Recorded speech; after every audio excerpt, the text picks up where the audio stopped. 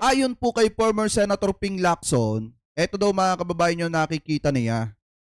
Wait lang tanggalin lang natin yung comment section. Yan. Eto yung nakikita niya mga kababayan. Sabi po dito sa Abante TNT Tunay na Tabloidista, yan po yung source natin. Eto daw. Ayon kay Ping Lacson, Duterte posibleng makalaya sa Pinas pero kulong sa Netherlands.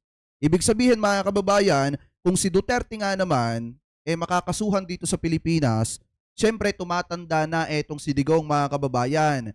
Malaki ang tsansa na mabigyan ito ng parol at makalaya. So ngayon, kung ito naman ay ikukulong sa Netherlands mga kababayan, habang buhay niyang pagbabayaran yung kasalanan niya doon. Ano po, at habang buhay niyang hanggang nabubuhay siya, pagbabayaran niya ng pagbabayaran yon. So ngayon, basahin po natin itong nilalaman ng article. Sabi dito, ito daw, para kay dating senador,